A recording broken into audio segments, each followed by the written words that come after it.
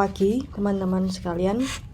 Untuk manajemen pemasaran minggu kelima ini akan saya laksanakan secara online, sehingga penjelasan semua akan melalui video ini, kurang lebih 1 jam saja. Di video ini juga akan saya sertakan beberapa film yang akan sesuai dengan topik pada hari ini. Lalu saya juga akan sertakan PDF mengenai materi week 5 ini dalam ULS. Oke, kita lanjut aja. Pada minggu kelima ini kita akan belajar mengenai brand equity, di mana kita akan membahas tuntas mengenai brand dan kekuatannya, dan bagaimana kita bisa membuat brand yang memiliki kekuatan terhadap customer. Jadi pertama-tama, brand itu apa sih? Kalau kita udah sering ngomongin brand ini, brand itu, tapi sebenarnya dalam suatu istilah brand itu apa? Jadi brand itu sebenarnya adalah sebuah nama, terminologi, tanda, simbol, desain, atau gabungan dari segala itu untuk bisa mengidentifikasi layanan atau jasa dari salah satu organisasi, sehingga organisasi ini dapat dibedakan dengan organisasi lain.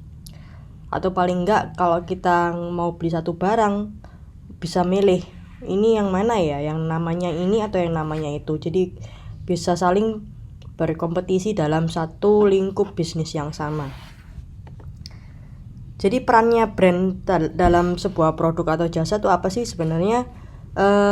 Ada beberapa, yaitu yang pertama paling utama, yaitu mengidentifikasi siapa sih pembuatnya. Dengan kita tahu namanya, misalnya iPhone atau Apple, kita tahu bahwa pembuatnya adalah Apple Corp. Atau kalau kita bisa ngeliat brand misalnya seperti Louis Vuitton, berarti kita tahu siapa sih pembuatnya, LVMH gitu ya. Terus juga perannya adalah memudahkan product handling. Ya misalnya kalau misalnya sebuah produk itu tidak ada namanya, ketika sebuah perusahaan ingin mengatur pengiriman misalnya, nah ini apa, tapi kita tidak tahu ini nama identifikasinya apa, akan menjadi menyulitkan si perusahaan, baik perusahaan maupun penerima sendiri. Lalu juga dapat mengorganize accounting system, jadi bisa diperhitungkan keuntungannya, budgetingnya, semuanya.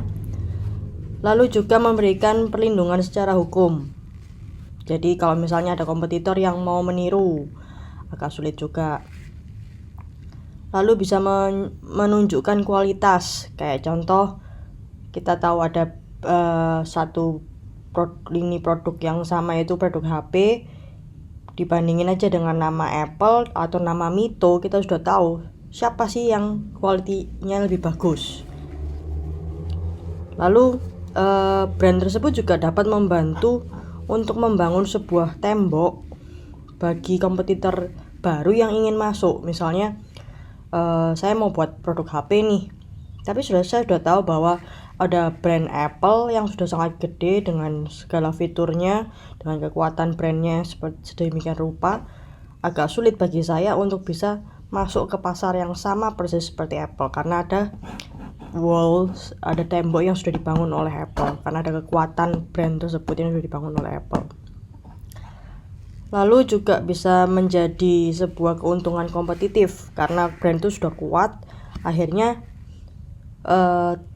tanpa harus memberikan tambahan elemen fitur pada produk, bisa jadi orang itu lebih memilih brand tersebut.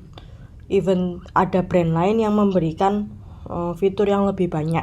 Misalnya kayak kita lihat kalau HP ini paling gampang, kayak brand-brand seperti Xiaomi atau Huawei, itu memang punya spek HP dengan kamera yang sangat banyak, bisa ada 5 kamera dalam satu handphone, ada 6, ada 7.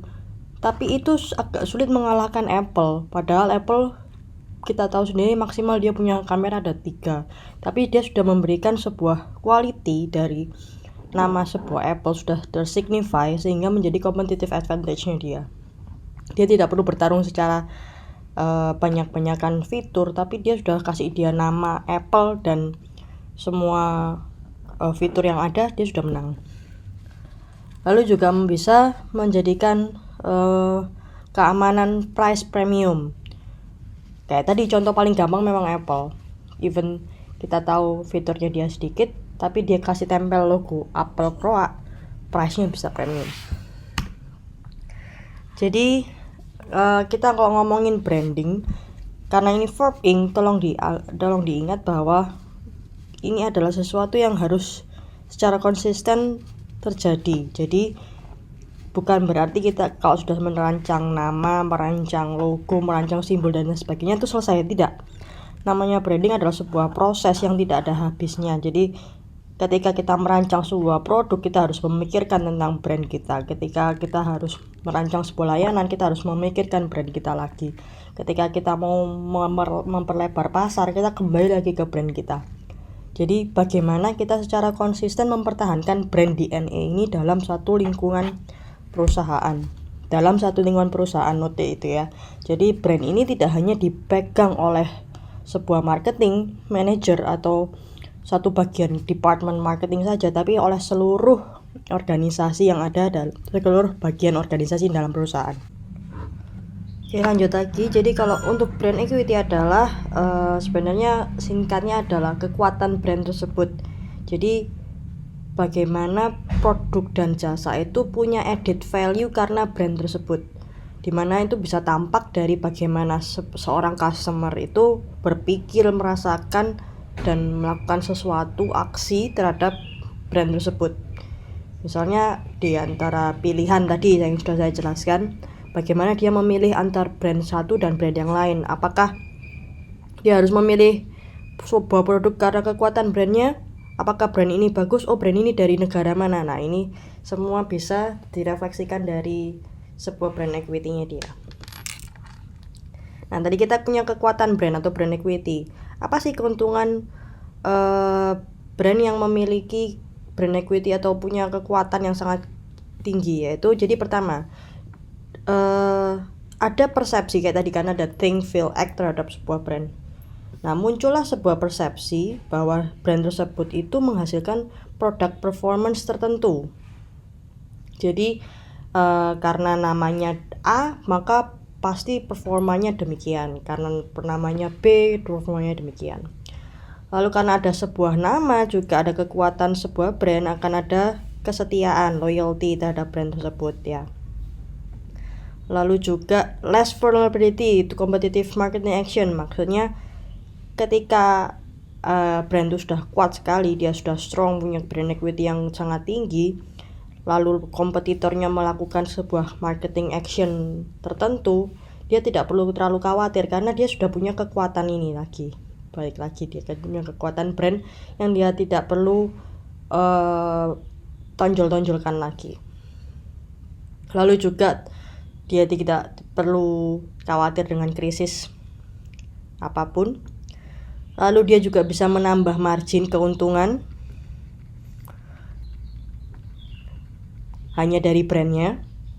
Lalu juga consumer response-nya lebih inelastic.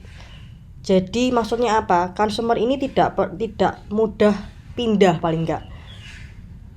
Misal ada harga naik, dia tidak perlu khawatir karena sudah ada kekuatan brandnya. Jadi sudah ada kepercayaan, ada trust di sini. Lalu juga ada greater trade cooperation, kemudahan dalam melakukan perdagangan. Kayak misalnya udah ada nama, terus dia mau masuk ke suatu negara A, akan lebih mudah karena dia sudah punya nama, punya strong brands. Lalu juga ketika dia melakukan sebuah marketing communication, iklan, advertising apapun di media apapun akan jauh lebih efektif karena orangnya sudah kenal.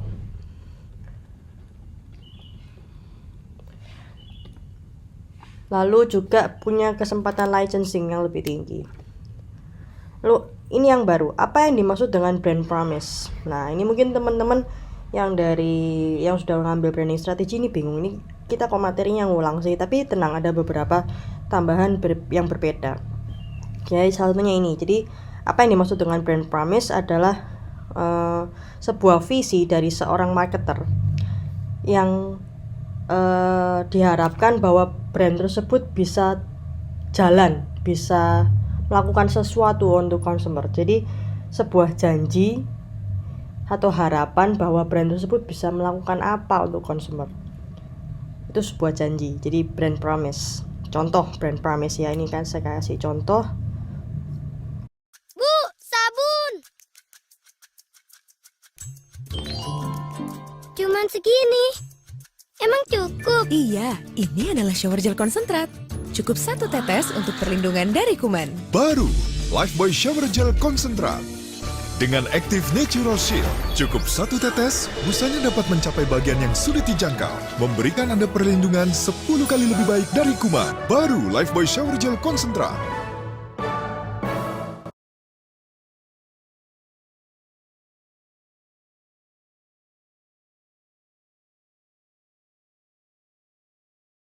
Ya, jadi kita lihat di sini salah satu contoh brand promise. Tadi kan kita sudah lihat yang punyanya Lifebuoy ya. Di sini kita lihat Adidas. Ini saya nemu di www.adidasgroup.com. Di sini dia menjelaskan tentang cukup lengkap, ada history, ada profile dan news semuanya. Dia tulis juga Adidas brand missionnya to be the best sport brand in the world by designing, building, and selling the best sports products in the world with the best service and experience. Nah, apa brand promise-nya di sini? Sebenarnya kamu bisa, ketika kamu merancang sebuah brand, pasti ada brand promise, tapi tidak semua itu dituliskan secara frontal seperti tadi Lifebuoy. Bisa kamu tuliskan secara subtle, secara lembut, bisa dalam iklanmu, bisa dalam postermu, dalam caption yang kamu tuliskan, sehingga jelas apa sih yang dia bawa, apa yang dia harapkan customer tuh dapatkan dari produknya. Jadi kayak gini, ingin membuat perbedaan in their game, in their life, in their world. Juga ingin membuat make athletes better, ya kan? Jadi make a difference by making the athletes better. Ini sebuah janji yang diberikan oleh Adidas, bahwa dengan membeli Adidas maka seorang customer akan mendapatkan apa, ya ini make athletes better, gitu ya. Kemudian ada yang namanya brand equity models. Jadi di sini ada 3 jenis brand equity models, mulai dari brand asset valuator atau BAV, ada juga yang dikeluarkan oleh brands, dan ada juga yang dikeluarkan oleh brand resonance. Jadi pertama kita bahas yang brand asset valuator ya. Jadi di sini ada 4 poin, yaitu pertama energize, differentiation, relevance, dan esteem. Jadi 4 poin ini adalah bagaimana sebuah brand itu dapat divaluasi, dapat dinilai. Jadi pertama dilihat diferensiasinya itu bagaimana. Jadi bagaimana sebuah brand itu dapat memiliki pembeda, dapat menjadi berbeda daripada yang lain. Nah, yang kedua relevansi. Bagaimana sebuah brand tersebut punya appeal, punya sesuatu yang menarik. Jadi misalnya dari sebuah produk yang sejenis, dia itu punya ke hal apa yang menarik.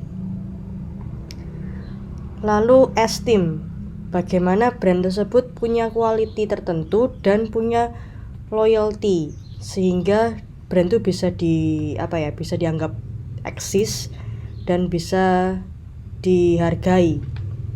Lalu yang terakhir yaitu knowledge, bagaimana consumer sangat memahami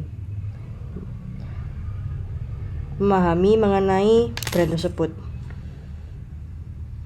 Ya. Nah, ini contohnya ketika kita ngomongin BAV, brand asset valuator, ada 5 posisi. Jadi kalau dia punya brand strength, yaitu diferensiasi dan relevansi yang tinggi atau rendah, maka dia ada posisinya tersendiri di sini. Kalau yang ini kan Y dan X ya. Jadi kalau kita ngomongin yang X adalah kita ngomongin brand stature, kalau kita ngomongin yang Y kita ngomongin brand strength-nya dia. Jadi kalau brand tersebut dianggap baru, misalnya tidak ada customer tidak punya pengetahuan terhadap produk tersebut, terus tidak ada kembali lagi kita ke sini, tidak ada loyalty, tidak ada quality yang diketahui, lalu diferensiasinya dia sangat rendah, dia tidak ada pembeda yang unggul yang sangat menonjol dari yang lain, maka brand tersebut bisa dikatakan new, unfocused, and or unknown, benar-benar tidak diketahui. Lain bertolak belakang dengan yang ada di sini. Ada dua ya jenisnya, ada yang leadership, ada yang mass market. Jadi ketika produk tersebut memiliki diferensiasi yang sangat tinggi, relevansi yang sangat tinggi, dan customer juga sudah punya pengetahuan tentang produk tersebut itu juga sudah cukup tinggi, maka dia menduduki posisi di sini. Dia adalah leadership. Ini kalau leadership itu dia sudah punya diferensiasi yang tinggi, ini semua tinggi. Atau dia mass market. Kalau mass market dia tidak perlu punya diferensiasi. Contoh Indomie vs Sedap. Diferensiasinya dia sangat tipis, tapi bisa jadi dia ada di mass market. Karena apa? Dia punya customernya sudah punya knowledge yang tinggi, esteem yang sangat tinggi, relevansi yang tinggi, gitu ya. Tapi kalau di sini leadership dia punya diferensiasi yang sangat kuat sekali. Bisa jadi ini contoh Apple dan lain sebagainya. Ada juga brand yang punya diferensiasi yang sangat tinggi, tapi orang-orang tuh nggak tahu, nggak punya knowledge, ya. Knowledge-nya sangat rendah. Nah ini disebut produk yang niche. Sangat niche itu unik, punya marketnya sendiri.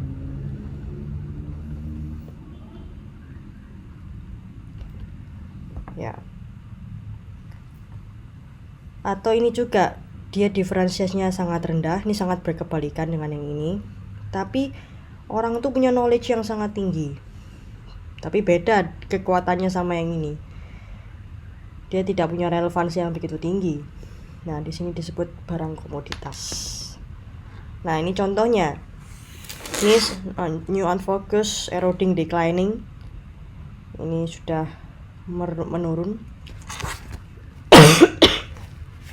Dan leadership, kita lihat di sini. Kalau produk-produk yang punya leadership tinggi, kita bisa lihat Burger King, Microsoft, Nike, Apple, Toyota.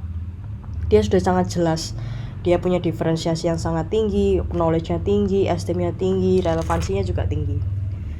Dia irresistible, high power, high earning, high margin, dan lain sebagainya.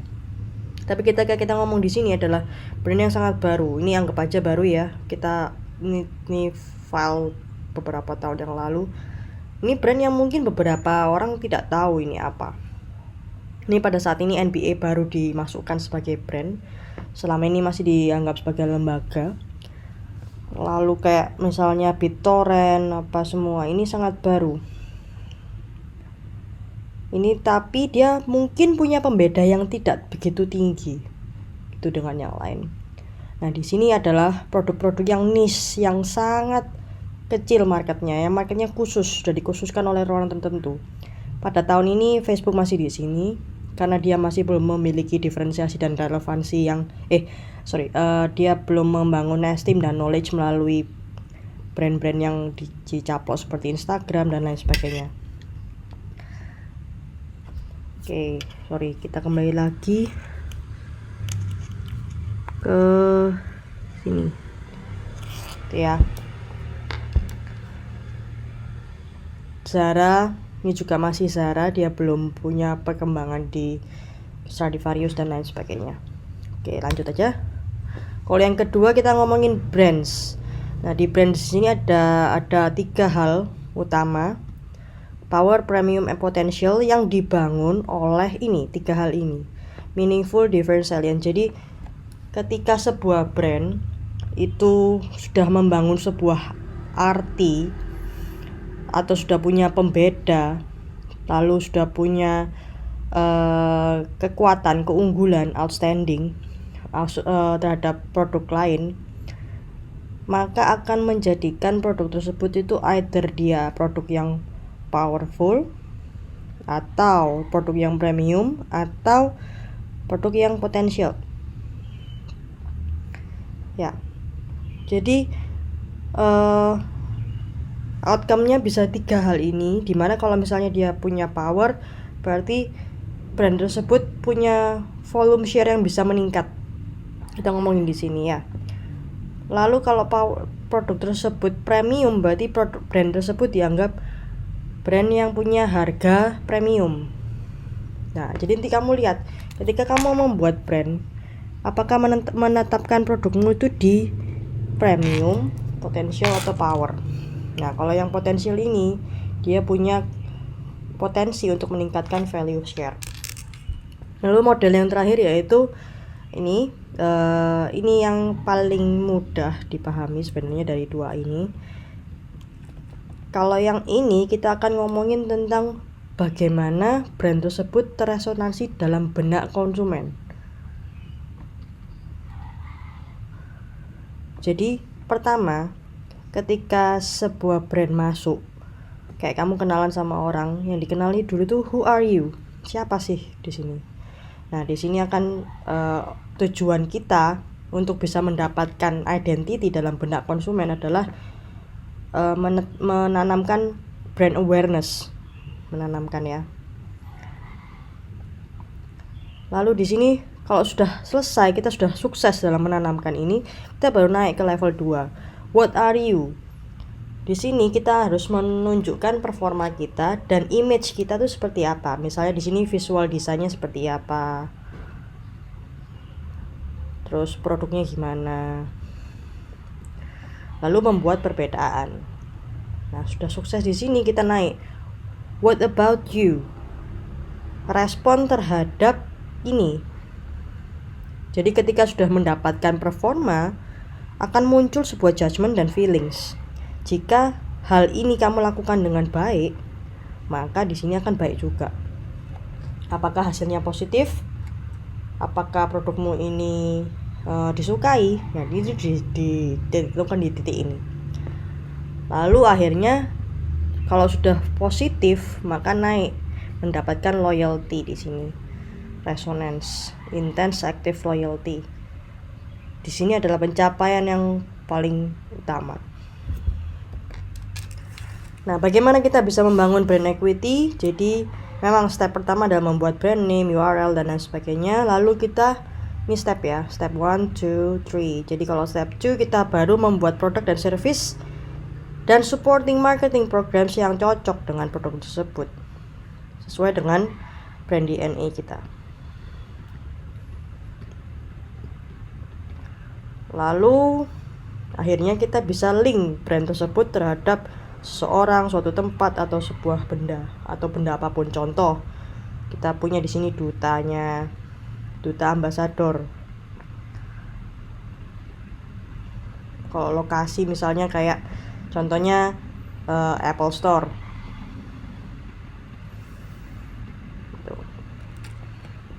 Nah, kita pertama ngomongin tentang brand elements dulu. Gunanya apa? Jadi sebenarnya brand ini ada brand elements, contoh-contohnya ini apa aja? Mulai dari nama, jingles, packaging, dan signage. Gunanya apa? Untuk meningkatkan brand awareness, meningkatkan kesadaran orang terhadap brand tersebut. Lalu juga bisa menimbulkan sebuah asosiasi unik terhadap brand tersebut. Misal, kalau kita ngedengernya Apple, asosiasinya mahal. Misal. Lalu juga punya positive brand judgment and feelings. Nah, bagaimana kita membuat brand elements? Itu ada syaratnya atau kriterianya.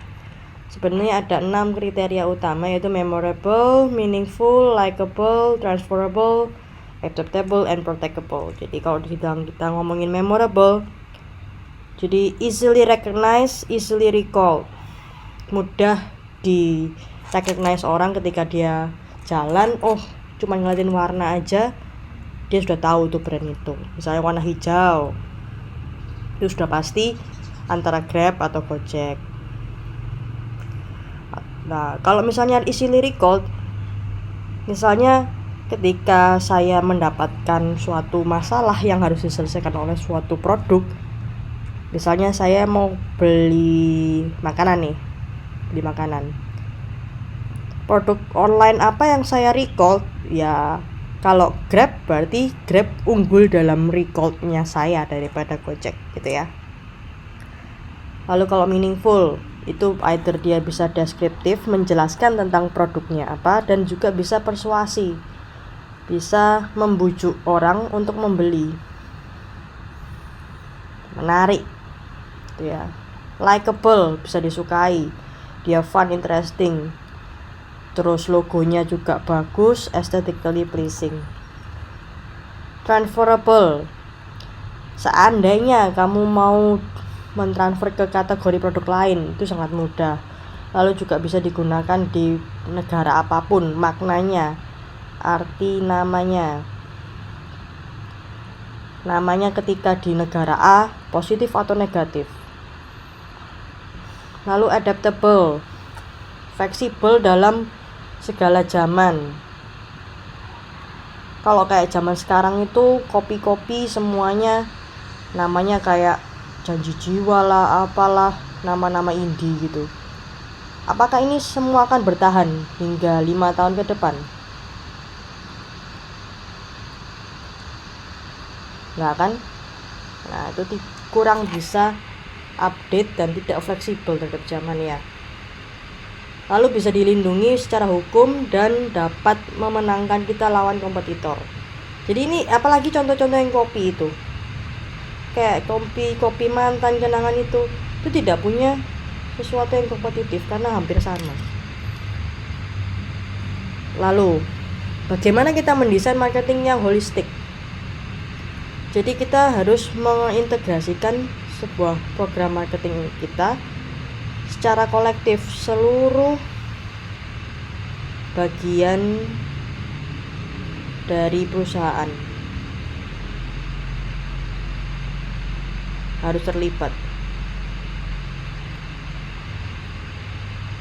Nah, kayak gini, ini contoh sebuah marketing yang integrated ya. Kita ingat kalau Volvo, jadi Volvo itu sebuah brand mobil yang sangat unggul atas keamanan dan ketangguhan dari mobil tersebut. Maaf ini selalu kegeser. Jadi dia bikin race yang kira-kira juga sesuai dengan konsep brandnya, brand DNA-nya. Nah, karena full modern can be seen modern, active, and energetic. Nah, lanjut lagi. Kita tadi udah bilangin tentang kekuatan brand dan lain sebagainya. Nah, gimana sih caranya orang tuh bisa tahu lah brand itu kok punya kekuatan lebih tinggi daripada brand satunya dan lain sebagainya. Jadi sebenarnya ada perusahaan valuasi atau ekuitas yang kerjanya dia itu mengaudit atau menilai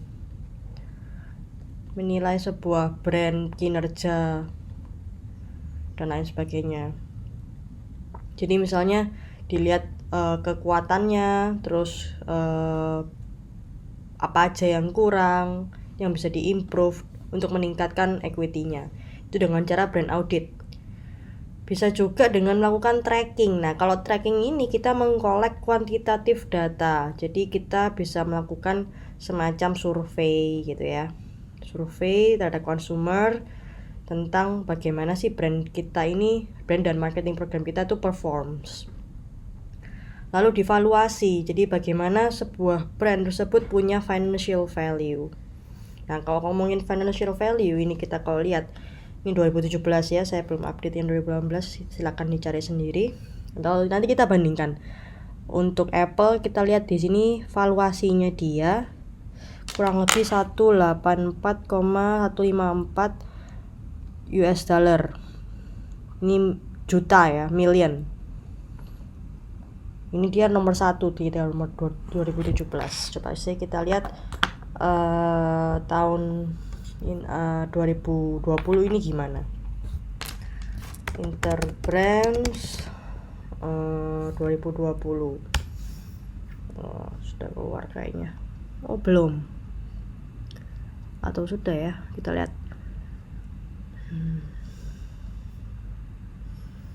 Jadi Interbrand ini adalah salah satu perusahaan yang menilai, yang mevaluasi perusahaan-perusahaan yang ada. Ini salah satu perusahaan yang ada, banyak sih sebenarnya.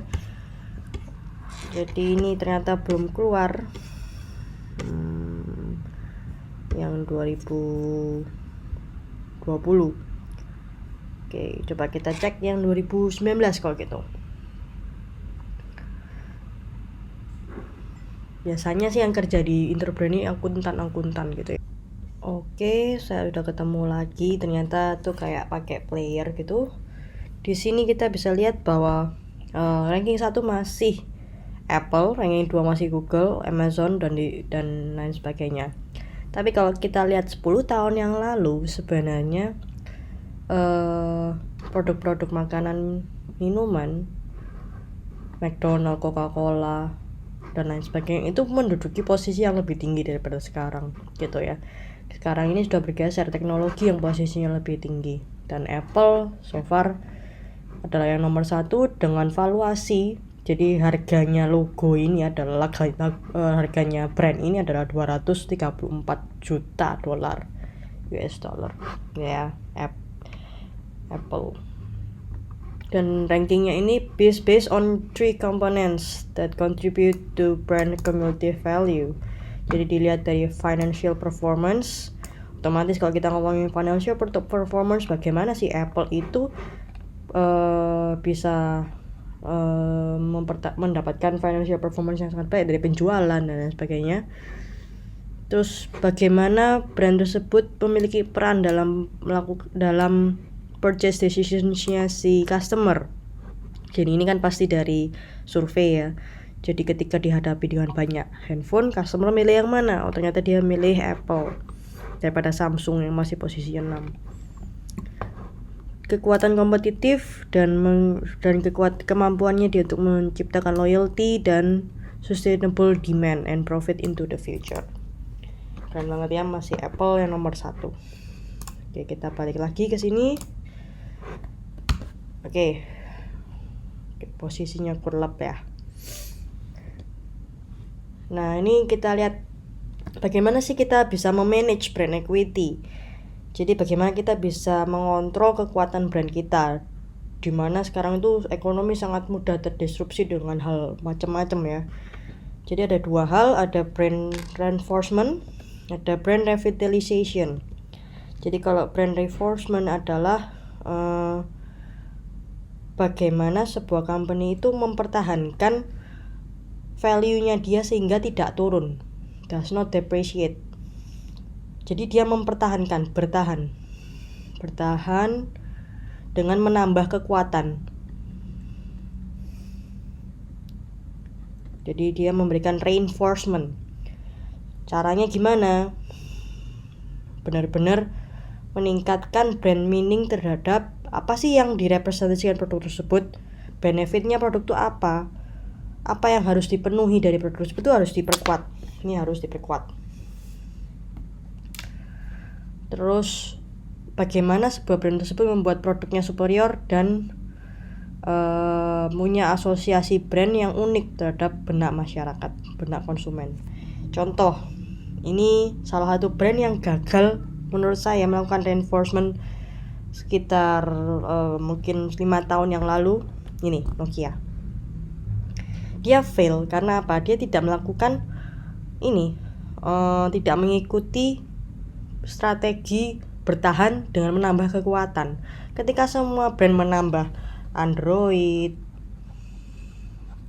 lalu touchscreen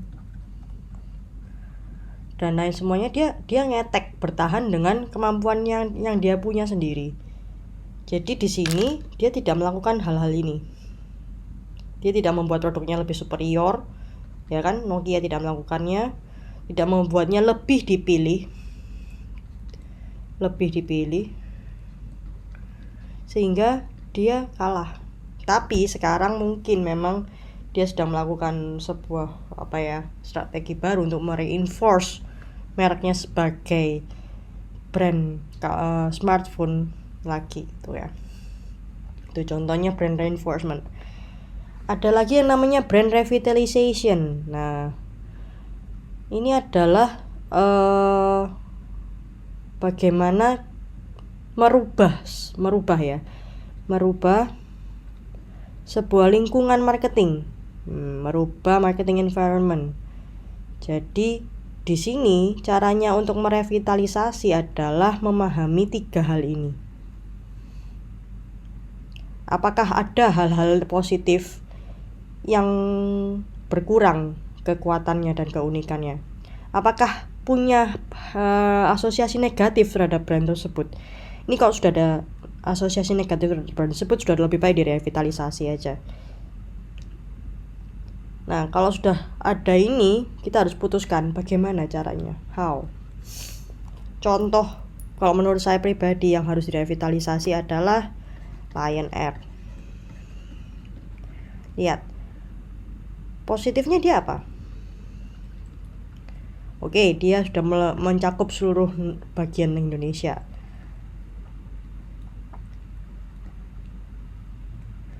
Tapi dia punya negative association. Dia suka delay. Nah, di sini dia berusaha melakukan revitalisasi perusahaan dari Wings Group ini dengan apa? Menciptakan anak perusahaan, yaitu Bati Air. Kenapa kok bukan Lion Air sendiri? Kalau menurut saya pribadi, nggak bisa. Dia harus diferensiasi. Ini sudah terlalu rusak untuk direvitalisasi mungkin. Ya. Contoh lain sebuah brand yang melakukan revitalisasi itu yaitu Burberry. Jadi Burberry pada era 90-an atau 2000-an awal itu asosiasinya adalah yang pakai itu hooligans. Terus norak. Terus too much gitu. Too much ininya, too much checkered ini loh. Patternnya ini too much. Akhirnya dipilihlah kreatif director baru.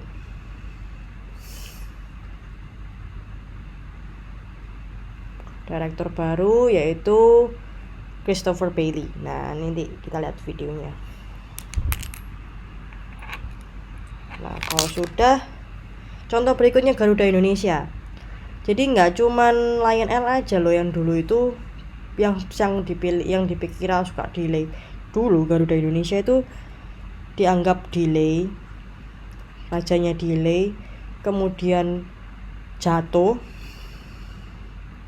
jadi kecelakaan ya. Terus ada masalah kejegal skandal Polikarpus, di mana ada pembunuhan, murder on a plane. Nah, di sini Garuda Indonesia melakukan revitalisasi gede-gedean, namanya Quantum Leap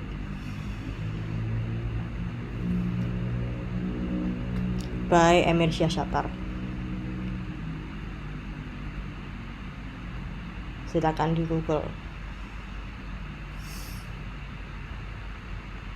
Jadi yang dilakukan adalah merubah sebuah rute. Jadi rute, terus pelayanan, terus tampilan visual, semua dirubah. Sehingga sekarang menjadi apa? The best in Indonesia. Dan membawa nama Indonesia, National Airline ya. Tuh. Nah, kalau kita ngomongin tadi tentang brand, bagaimana strategi yang bisa kita rancang? Macam-macam. Jadi kita bisa mendevelop brand elements, ini kita mengulang. Terus bisa juga applying existing brand elements, dan kita juga bisa mengembangkan brand kita. Nah, brand kita ini bisa dikembangkan loh. Ada yang namanya brand extension.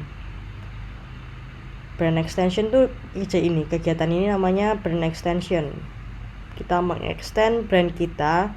Saya brandnya satu Armani, kita punya sub brand Armani Jeans, Emporio Armani, Armani Junior. Ini adalah same brand but new products ya, kayak Coca-Cola, Coca-Cola Light, Coca-Cola Zero extension. Nah, ini contoh berikutnya, sub brand FedEx, Clorox, ada Clorox Beach, Clean Up dan lain sebagainya. Tapi ini masih dalam satu apa ya, kategori yang sama, pembersih. Ini pembersih, ini minuman ringan. Nah, kalau kita ngomongin brand extension tuh ada dua jenis. Ada yang dia itu dalam satu lini yang sama kayak tadi, ini masih sama, atau dia extend ke kategori yang berbeda, kategorinya beda. Dia bisa kayak Honda, ada yang motor, mobil, pemotong rumput. Yamaha juga kayak gitu, bahkan ada Yamaha alat musik itu ya. Nah, itu kalau kita sudah punya banyak sekali kategori atau banyak sekali brand di bawah brand family parent ya, parent brand, kita sudah punya namanya brand portfolio kayak ini. Starwood Hotels and Resorts punya portfolio hotel dengan berbagai segmen. Mau yang luxury dia punya, upper upscale dia punya, upscale dia punya. Nah, dengan lengkapnya portfolio ini, dia bisa dapatkan keuntungan dari market segmen yang macam-macam, middle, low, high, gitu ya. 4 Points dia punya, Sheraton dia punya, W dia punya. Nah, nih. Jadi brand portfolio itu fungsinya apa? Sehingga pertama, consumersnya yang mencari variety dengan layanan yang sama, kualitas yang sama itu bisa dapat ya. Terus meningkatkan competition. Terus juga yielding economics of scale kayak hotel tadi. Dia bisa jadi vendornya sama, vendor kasur. Kan lebih hemat kan? Terus vendor advertisingnya sama. Terus produk-produknya lain sama. Jadi dengan punya banyak ini, dia bisa menekan biaya produksi. Ya, gitu ya. Nah, dalam satu portfolio ada 4 peran. Jadi misal satu perusahaan menciptakan brand baru yang gunanya menjadi flankers, yaitu untuk menyerang kompetitor. Jadi dia mungkin nggak dikembangin, dia nggak tapi dikasih duit banyak, dia ikut-ikutan kompetitor mau ngomong ngapain, dia ikut untuk menyerang terus. Ada juga yang cash cow. Di sini dia memerah keuntungan sebanyak-banyaknya. Ada juga yang low end entry level untuk mengattract consumers, untuk low end entry jadi mudah masuk, dan high end untuk kasta atas ya. Nah, plus minusnya punya brand extension apa? Bagusnya, positifnya, improve the possibility of new product success. Jadi kalau punya produk baru lebih mudah masuk karena memang sudah dikenal. Tapi jeleknya nih, kalau di extend terus, ada yang confuse, terus salah, satu brand yang salah yang rusak semua, kanibal. Satu brand untung tapi yang lain karena diembat sama perusahaan ini menjadi rugi. Itu bisa.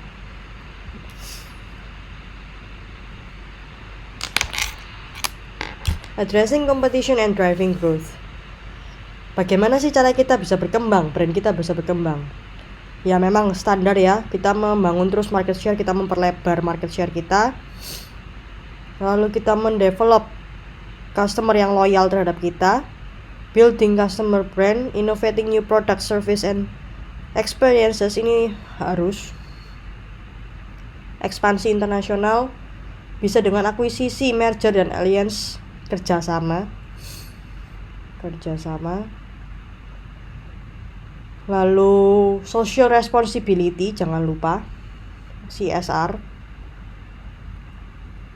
partnering with government and NGOs.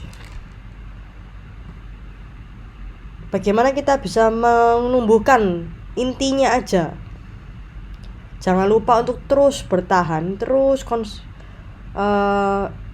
konstan membuat produkmu itu berbeda. Pembedaannya apa?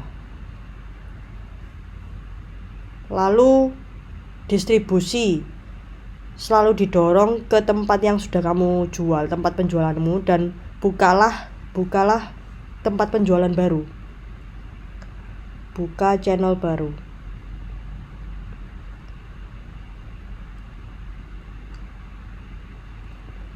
Lalu offer core product in new formats or version. Jadi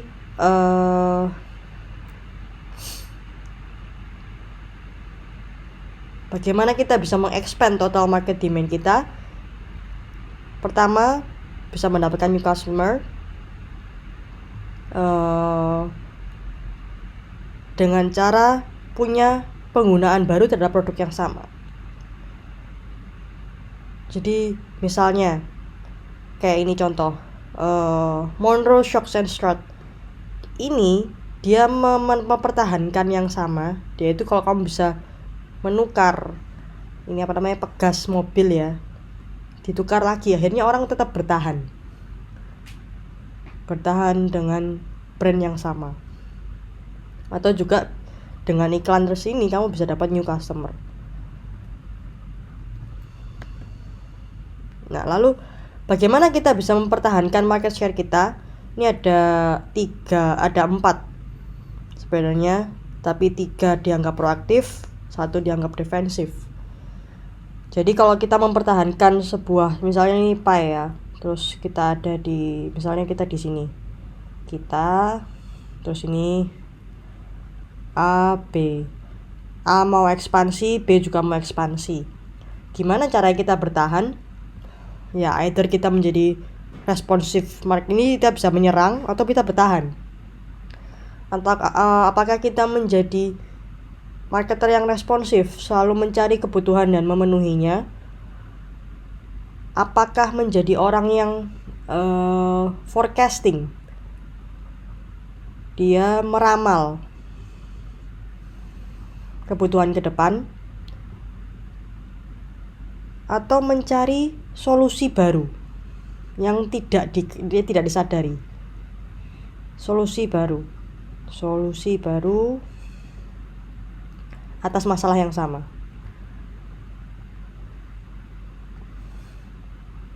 Atau defense saja, sudah bertahan dengan kualitas.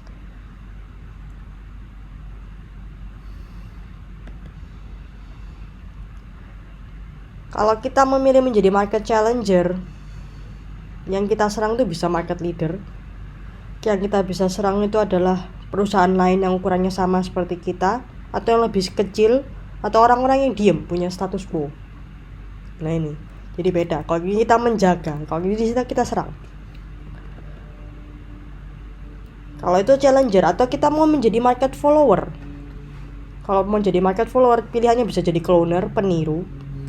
Clone ini kita bisa cloning bukan niru ya, kalau cloning itu benar-benar sama, imitate, meniru, atau beradaptasi. Adaptasi.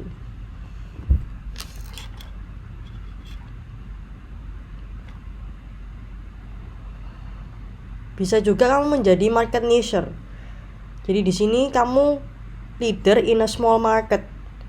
Tidak perlu menyerang pie yang lebih besar, tapi kamu sudah tahu ini marketnya lebih kecil daripada market yang besar ini. Tapi di sini kamu bisa memiliki semua ya. Kamu bisa milih ini daripada kamu milih satu tapi kecil, gitu ya. Lanjut, kita percepat aja. Ada yang namanya product life cycle. Ini PLC. Strategi marketing product life cycle. Ini wajib kalian ketahui dan kalian ingat. Ini yang namanya PLC matrix ya. Di sini sales and profit. Di sini ini sini Y dan X ya. Di sini time. Produk yang di sini dia baru datang masuk introduction. Otomatis salesnya sangat kecil. Tapi ketika dia growth di sini, sales and profitnya sudah mulai naik.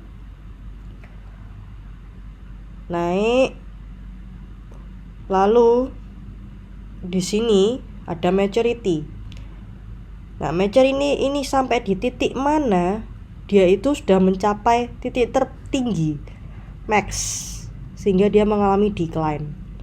Nah, kamu bisa, bukan berarti satu perusahaan akan pasti decline, enggak.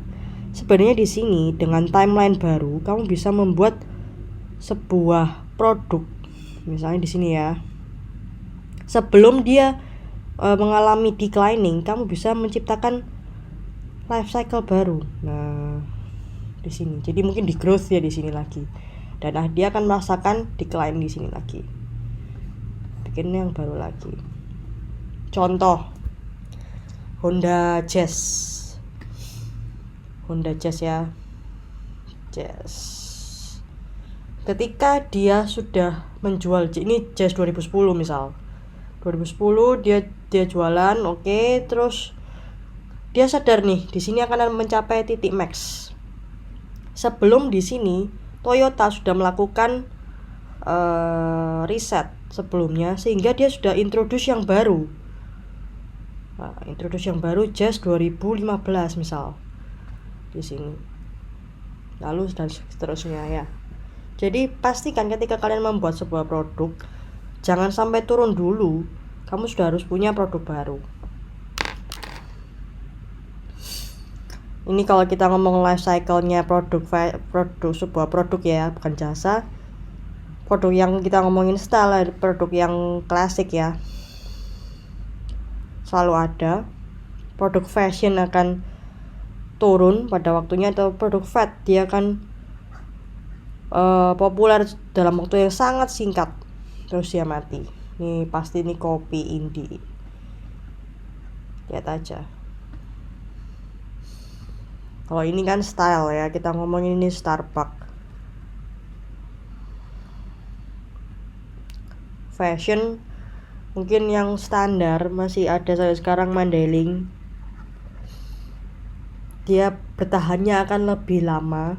Cuman saya agak ragu lawannya Starbucks gimana. Nah, ketika ada di introduction stage, apa yang kamu harus lakukan? Pertama, terus menerus melakukan recall brand name. Jadi ditempel terus, ditanam terus. Terus atribut dari keunggulan produknya harus terus disebutkan. Lalu perhatikan bahayanya apa? Bahayanya ada imitators, ada peniru. Dan di sini kalau kamu ketika introduction ini sudah close, kamu tidak bisa naik lagi. Itu ya. Nah, ketika growth, terus improve product quality untuk bisa terus naik ya. Lalu tetap bisa kamu serang dengan flanker products untuk menghabisi kompetitor. Bisa enter new market segment kalau misalnya sudah habis segmennya, terus masuk ke distribution channel yang baru. Misalnya kamu pertama jual di Tokped, kamu bisa jual Shopee kayak. Terus komunikasikan produkmu untuk bisa loyal orang-orang, lalu turunkan harga sehingga gerak kurvanya tetap naik terus. Jangan sampai belum selesai growth sudah turun, jangan sampai ya. Ketika sudah maturity ini yang saya tadi bilang, bisa kamu lakukan modifikasi market, modifikasi produk, modifikasi marketing program untuk bisa menciptakan matriks baru. Ya, naik lagi gitu. Nah, ketika sudah decline, sudah langsung aja eliminasi produk yang jelek, lalu sudah menikmati aja hasil.